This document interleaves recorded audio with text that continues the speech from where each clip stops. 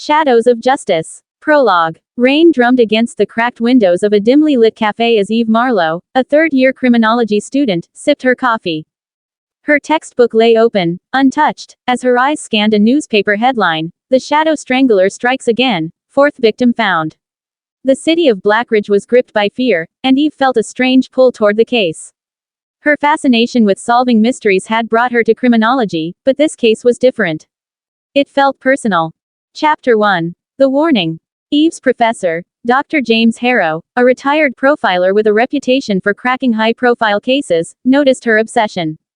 "Stay out of this, Eve," he warned. "This isn't a classroom exercise. It's dangerous." But Eve couldn't let it go. Each victim lived within a mile of her campus. She had walked those streets, visited those cafes. The latest victim, a young woman named Lena, had been her barista. Later that night, Eve combed through online forums and police reports.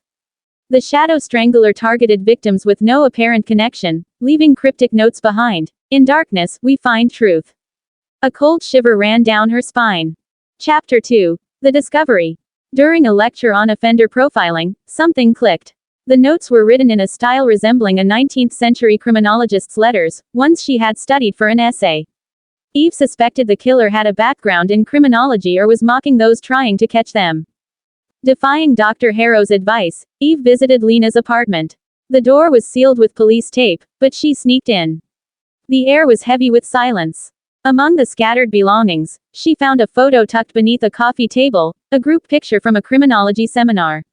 In the corner, barely visible, stood a man who looked eerily familiar. Chapter 3. The Connection. Eve's best friend and roommate, Mia, worked at the university library. Together, they dug through archives and seminar rosters. The man in the photo was revealed to be Victor Kane, a former criminology lecturer who had been dismissed under mysterious circumstances. Rumors whispered of mental instability and an obsession with the concept of justice. Mia urged Eve to go to the police, but Eve hesitated. She needed proof. "If I go to them without evidence, they'll dismiss me as some overzealous student." Chapter 4. The Trap. Victor Kane's last known address led Eve to an abandoned warehouse on the outskirts of the city.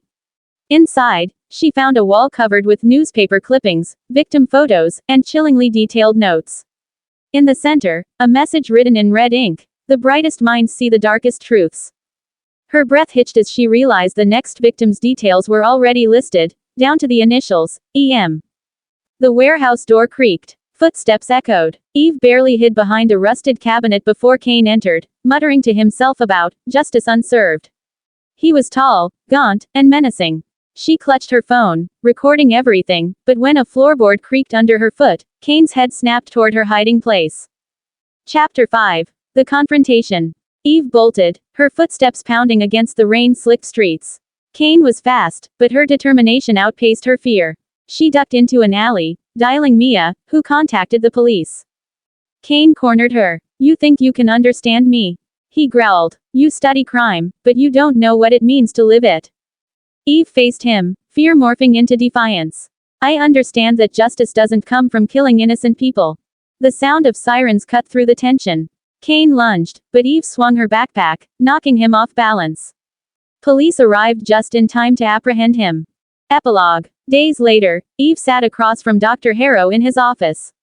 "You were reckless," he said, though his tone carried a hint of admiration.